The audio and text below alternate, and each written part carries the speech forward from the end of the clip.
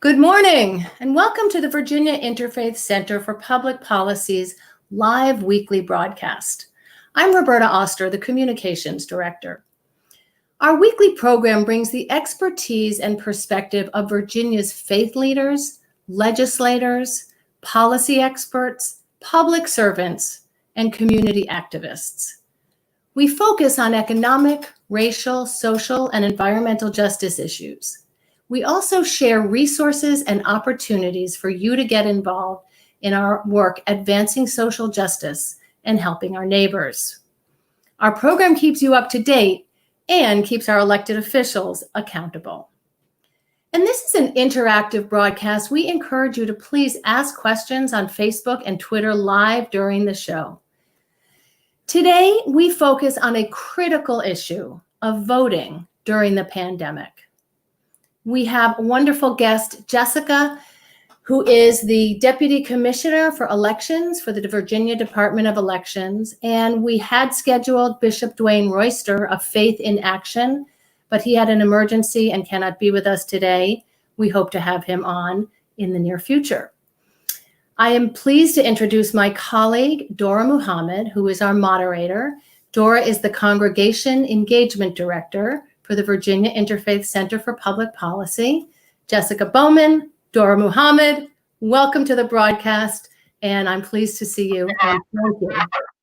Thank you, Roberta. Thank you, Jessica, for joining us today. Thank you for everyone who is online to talk about this very serious subject, voting in the pandemic and also in a time of protest in our country. At the Virginia Interfaith Center, we're about to kick off Civic Summer as a part of our Faithful Citizens program, which is a year-long program focused on civic engagement. But we're really going to do something special during the summer, and today is the last day to sign up. We're going to be integrating the census, but a lot of voter education, a lot of get out the vote strategy, planning, and voter registration for the upcoming primary on June 23rd. So with us today, I'm very delighted.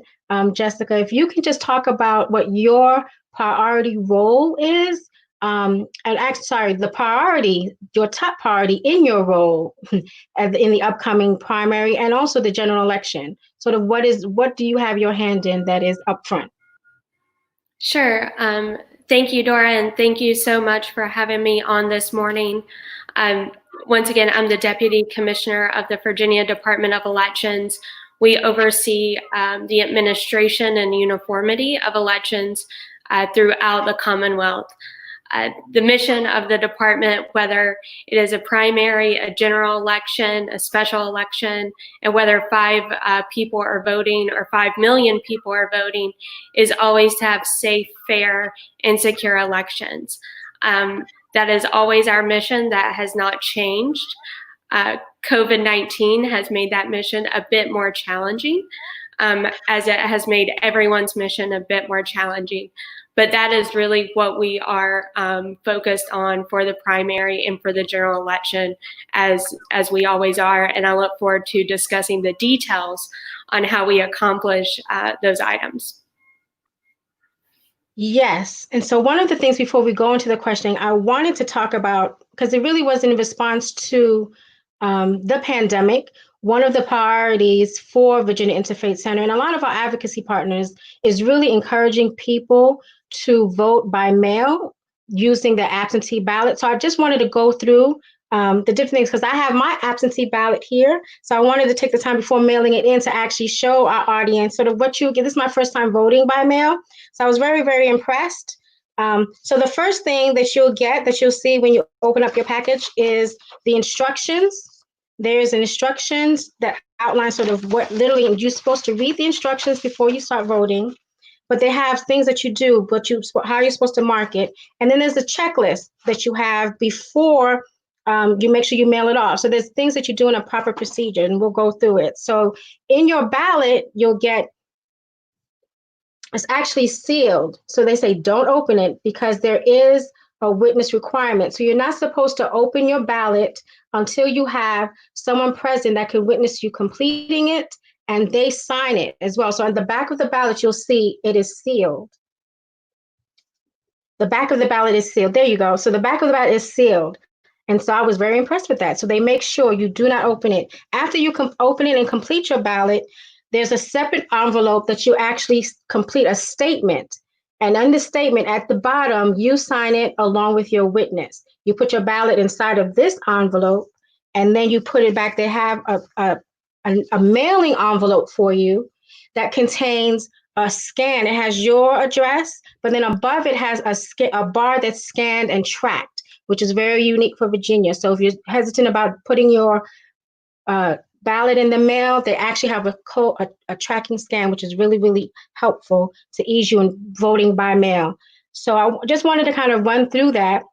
One of the things I did want to mention, ask you, Jessica, I know the ACLU and the League of Women Voters had a lawsuit requiring the Department of Elections to remove the witness signature. Can we just talk about that? I know whether or not it'll be effective for the primary or the general election, whereas because of COVID and people having to shelter at home, the reason was people won't not necessarily everyone has someone in the home to witness them completing their ballot. So this kind of removes one of the barriers. Can you talk about that and sort of when that's supposed to go into effect? Sure. As you stated, we had judicial action by the League of Women Voters and the ACLU regarding the witness requirement. We entered into a consent decree that removes the witness requirement if you do not feel safe getting a witness, or if you are unable to do so for the primary only at this point. So for June 23rd, if you are sheltering at home by yourself or you are quarantined, you do not have to have that witness requirement. Your ballot will be counted once you send it in, even if that is not filled out. That litigation is ongoing. So as it stands right now, witnesses are required for November, but that certainly could change as the litigation moves forth. They're expecting a ruling in that? We do not have a date. I also think it may depend on, current conditions on the ground and how COVID-19 progresses or not progresses through the summer. And then before I move on, because we had a whole lot of voting reforms, I just kind of want to run through for our audience. Can you also talk about the actual reason for requesting your absentee ballot? That was very unique here, that Virginia is allowing that. A lot of states have not implemented due to COVID, but Virginia does allow it for the primary. Yeah, so as soon as COVID started, we realized that people would be safer voting by absentee. Currently, right now, there is one of 20 reasons that are required to vote absentee. That goes away July 1. And I know we're going to talk about that momentarily, but we gave the guidance that a voter could say, utilize the reason my disability or illness to prevent them from COVID. They may have COVID and not know they have COVID, those type of items. So everyone can request a ballot online. I'll go ahead and plug the deadline to do that the 16th. So please do that sooner rather than later. If you have your ballot, please mail it in sooner rather than later, so to make sure it arrives in a timely fashion. And I saw a question come up from Ann Murphy, and she's our chapter leader in Northern Virginia. And she asked, are absentee ballots the same for all voting districts in the Commonwealth?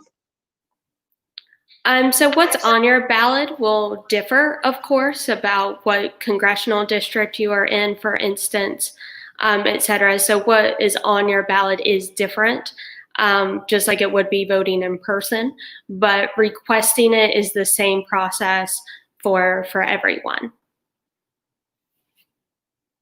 And then before we move on to the other voting reforms, has the administration considered mandating the option for the general election where all eligible voters will receive a request to vote by mail sent to them?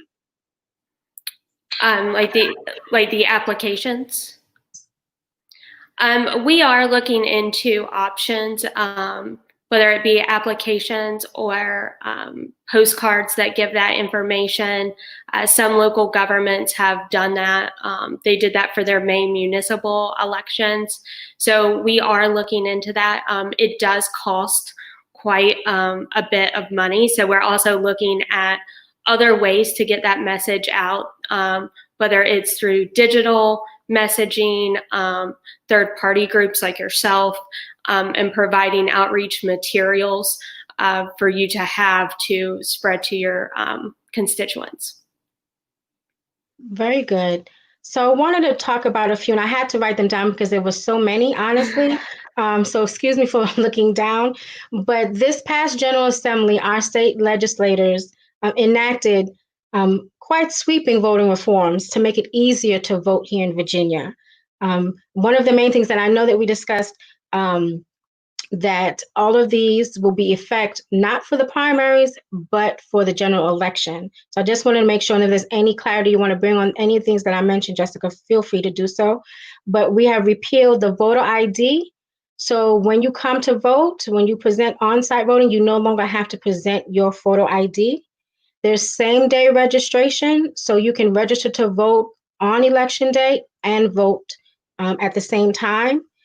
They're implementing an early voting period, which is new. Prior to this legislation, there was only 2 ways to vote, absentee or the day of. So now there's early voting, which is a third option, which is great. There's several states who do that. Election day is now a holiday here in the Commonwealth of Virginia, which is great. So then folks do not have to lose wages by taking the day off or taking time off to go and vote, which in effect, honestly, is like a poll tax. And then there's no excuse absentee voting that we talked about. And then the last one, which I thought was really, really good, right now, currently with the Department of Motor Vehicles, if you, any sort of photo ID changes that you make, you usually have to opt in to say you want to register to vote.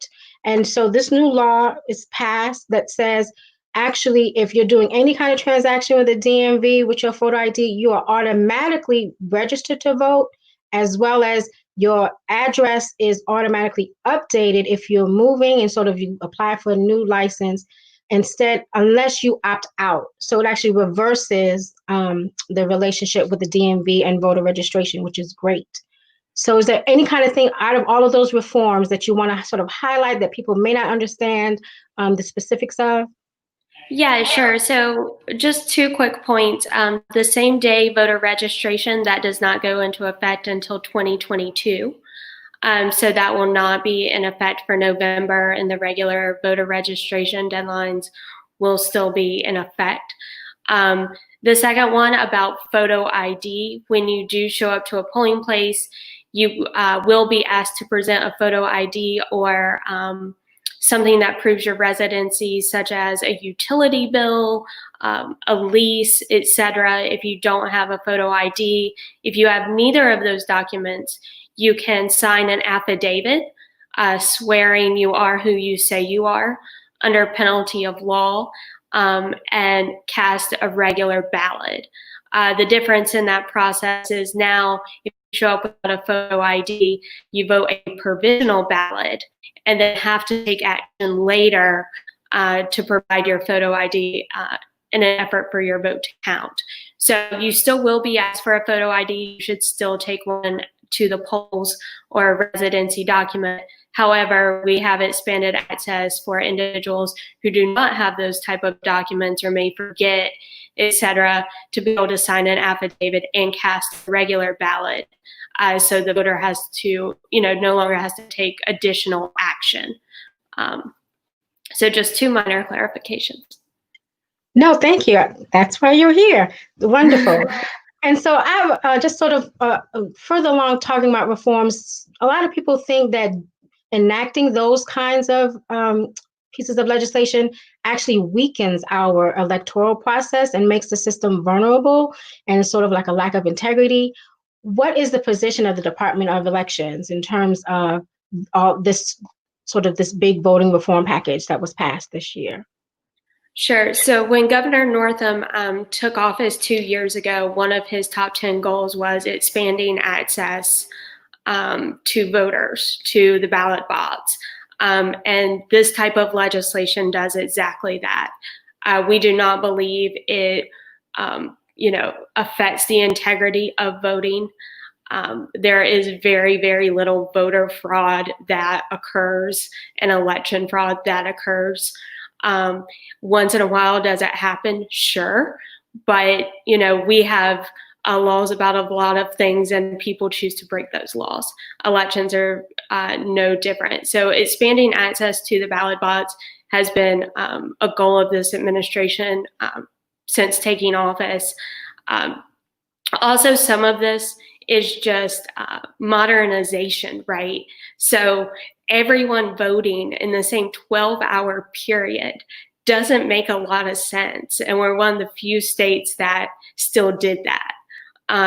So expanding that timeline to make lines shorter, to make it easier for people that do have to work, that may not get election day off, or that have children. It just doesn't, from an administrative point of view, no matter what side of the aisle you're on, I think we can all agree it makes more sense when you have 5.5 million people doing the same thing at one time. They don't do it in a 12-hour period. That's great. That is great. And let's also look at it from the public health perspective as well, especially in the light of the pandemic. Shorter lines means smaller crowds, means safer spaces. So that also is sort of why we're encouraging people to request your absentee ballot. As a reminder, this coming Tuesday is your deadline to have them receive your request. So go online right now if you haven't done it and do it. Well, can you talk about the actual safety precautions, the health and safety precautions that voters can expect if they are going to be voting on site at a polling location? Sort of what things should they be aware of that should be done within their polling location, and what things should they do to protect their health and the health of the poll workers? Sure. So the Commonwealth has provided localities with PPE. So we have sent all localities masks, gloves, hand sanitizer, disinfectant, face shields, all of those things to help protect officers of election interacting with the public. There is also, you will see when you go into a polling place, social distancing signage. There may be signs on the floor, as are at a lot of establishments these days, reminding you to stand 6 feet back from the person in front of you. We also have partnered with the Medical Reserve Corps, and they have over 1,000 volunteers that will be helping us on June 23rd. These are public health experts, so they will be there to help sanitize after voters leave as they come in, and that way our election officials can focus on the election, and we have experts in the field helping us keep things safe. For voters who choose to go in person to vote, we strongly recommend you wear a mask to protect yourself and others around you, and remember those social distancing guidelines. We also recommend you vote at off-peak times. So, usually when you go vote, it's busy in the morning, at lunch, and in the evening. So if you can make it mid-morning or in the afternoon, so it would be less of a crowd, that would be helpful. Also stressing hand sanitizing before you come in and once you go out of the polling place. And then also coming to the polling place by yourself if possible. A lot of people love to bring their children to vote, and we encourage that and love that usually. But of course, in this time of COVID, it's easier the less people you have in a place. You may also see a limit on the number of people in a polling location. So you may see people standing outside. Some localities have decided to do drive-through voting. So you vote from your car. which is really creative. So all of these things are in effect, but we really encourage you to vote by mail so you don't have to worry about any of these things. If you change your mind, get your ballot and you're like, actually, I want to go in person, we ask that you bring your absentee ballot with you. It will help the process once you get there. Thank you for that. Thank you for that. I'm looking for maybe resources, and if we have to create it, we will, but you outlined a whole host of safety precautions that I think people really need to be aware of, so I appreciate that. So everyone, of course, because of COVID, was concerned earlier this year when the Wisconsin primary was held, but I think this past week, what happened in Georgia's primary elections raised a lot of alarm bells around voter suppression. So there's a few things I want to highlight. And again, this is something that there's so many, I have a list. So excuse me for looking down, but I'm going to read them. So the one thing I was informed of, Georgia did not have a continuity of operations plan. So that means if for whatever reason, the office had to shut down or the staff couldn't get access, sort of, do you have an alternative location? Do you have an alternative staff? And so what happened was there was outbreaks of COVID in 2 of the largest counties in Georgia. One of the commissioners for that county said, actually, everything that could go wrong happened and went wrong. And so that is even from just internally. So with those 2 outbreaks, those offices had to close. And so they didn't bring any of the absentee ballots with them. And so when you had heard the stories of the hundreds of voters who didn't receive their absentee ballots in time, this was one of the reasons why. There was people who were calling and leaving messages. They didn't get return calls for like 3 days. There was no message left saying why the office was closed. So that was a huge deterrent for people actually exercising voting by mail. Those that did show up, I had a friend who showed up and had to wait an hour and a half, then be told they had to go to another location because the workers couldn't find the keys to the location to get into the machines. They couldn't find the manager. And so there was multiple stories about that, locations opening late, machines not working. Some polling locations didn't have machines. It was a lot. It was, as they said, one of the voters said it was a hot mess. And I think the other thing that happened was they replaced a lot of machines, but then the state didn't provide training for the workers on if there were problems with machines, sort of how to troubleshoot that for voters. So with all of that, some people had to wait in line for 4 to 7 hours. So I'm praying that we're able to not have that happen in Virginia. So can you, Jessica, talk about some of the preventions that Virginia has put in place? Do you all have a continuity of operations plan in place, and other things that I may not have touched upon?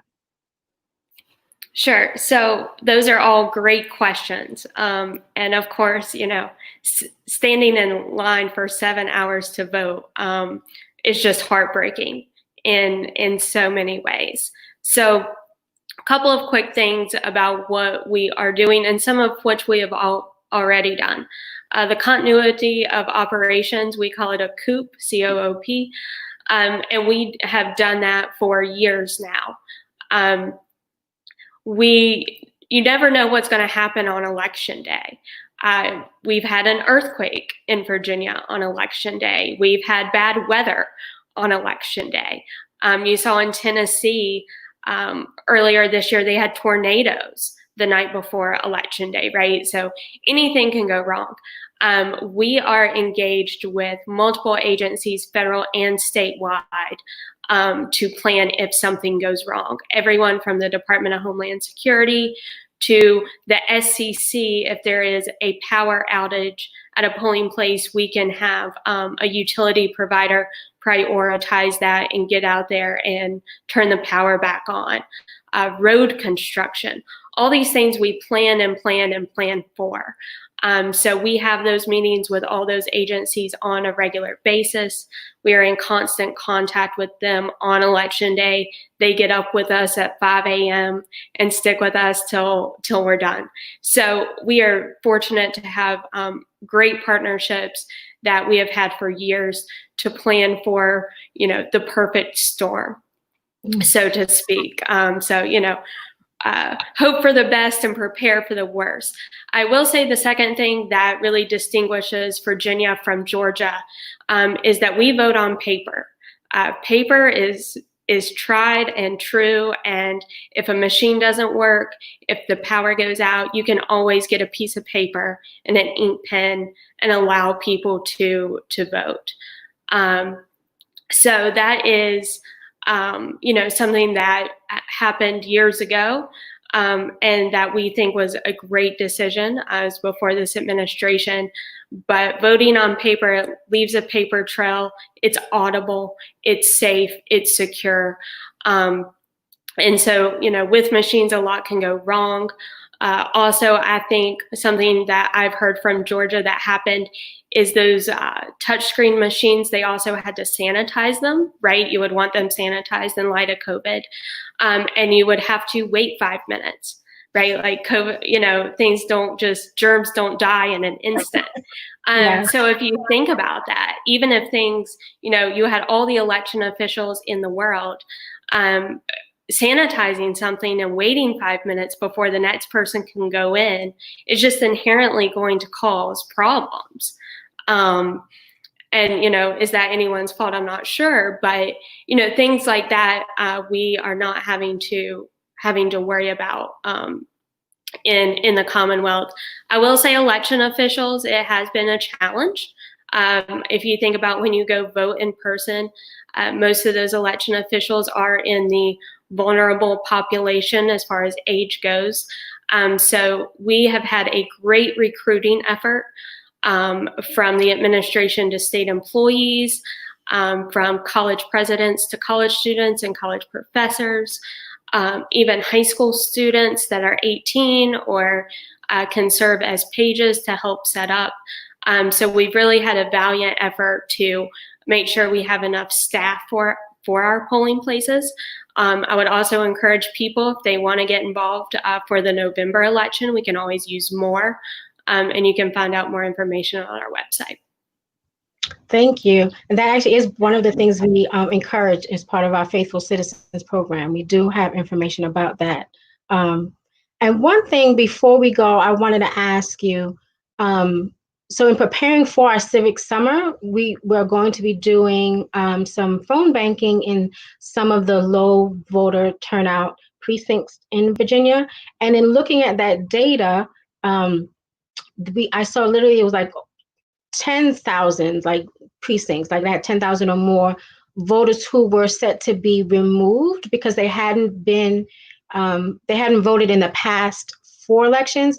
So I did want to highlight for the audience that, again, Virginia is very unique in that most states remove you automatically, they're called purges, from the voting rolls if you don't vote in 3 consecutive federal elections.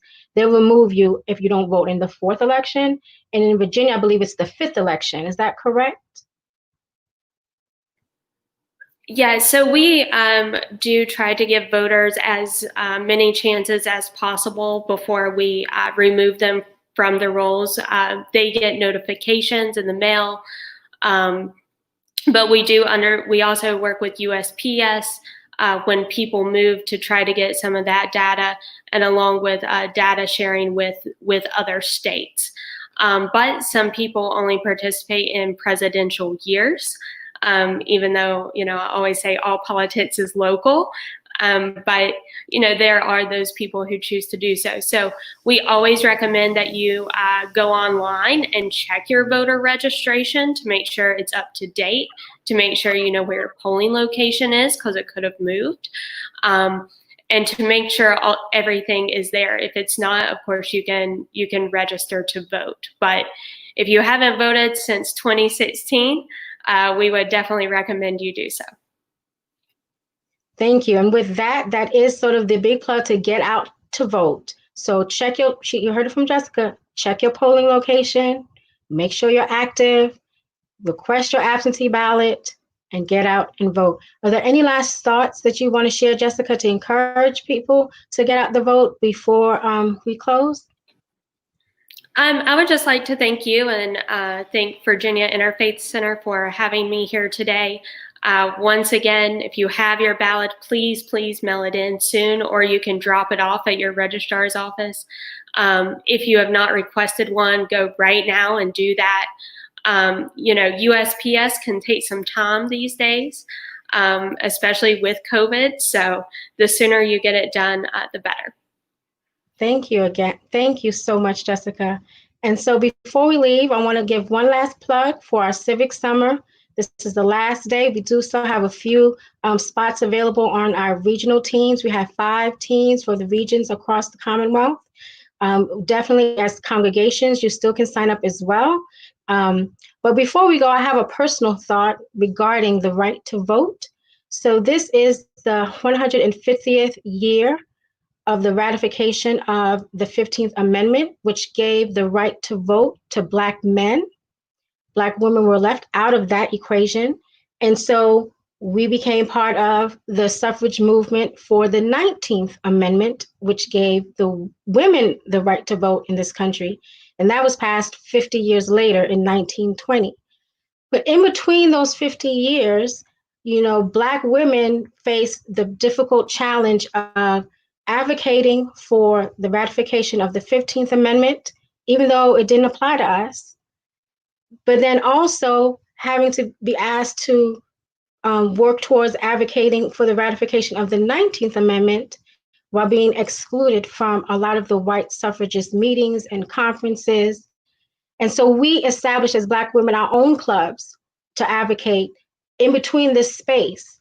And honestly, at that time, it wasn't a civil rights, it became a human rights passion for a lot of Black suffragists.